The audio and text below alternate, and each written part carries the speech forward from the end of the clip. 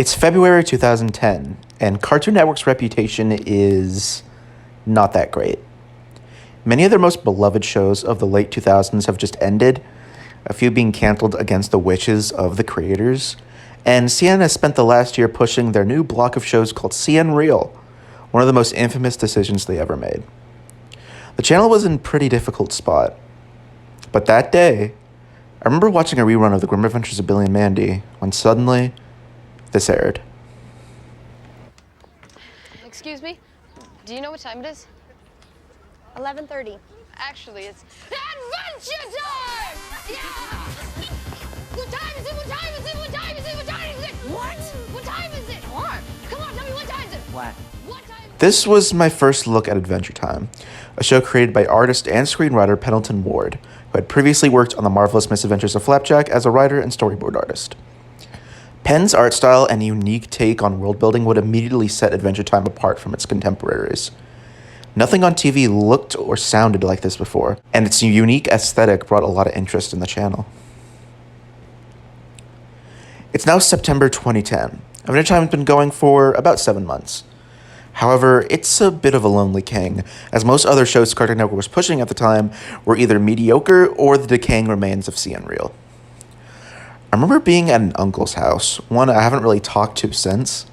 While everyone was hanging out and having fun, I found myself in their master bedroom and turned on the TV to Cartoon Network. That's when I saw this. Yeah, we don't have cakes.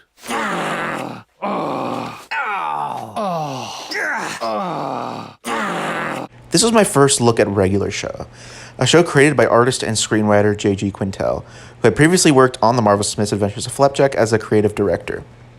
Quinton's art style and unique sense of humor immediately set Regular Show apart from its contemporaries. Nothing on TV looked or sounded like this before, and its unique aesthetic brought a lot of interest to the channel. It's not an exaggeration to say that these two shows saved Cartoon Network's reputation, and to this day are some of the most iconic series on the network. This is why, in my opinion, it's only right that they should be represented in a certain other famous series that started in 2010. Now, if you're a Death Battle fan, I'm sure you've heard about the Champions Poll, where one selection of voted for matchups have the opportunity to become a 2D fight and another a 3D fight. And among the 2D fights is our favorite little guys. Now, there's some pretty great matchups in the 2D section. Hell, there's another amazing idea for a cartoon matchup here as well. However, none of these other fights have the decade-long rivalry that Showtime has. Adventure Time vs. Regular Show was like the Mario vs. Sonic of my generation. I can't tell you how many times across my lifetime I've seen this debate amongst friends regarding which was better or who would win in a fight. It's been one of my most wanted death battles since I was 8. Now being 20 years old, it'd be such a nostalgia trip to see these two series that meant so much to me finally get their debut in Death Battle. I could talk on and on about how much these two shows mean to me, but I want to go ahead and get into how I think this would work as a death battle. I obviously don't need to say that seeing these shows analyzed would make me really happy. The uniqueness of these series, especially compared to others featured on Death Battle, is also why I think it stands out compared to others on the poll.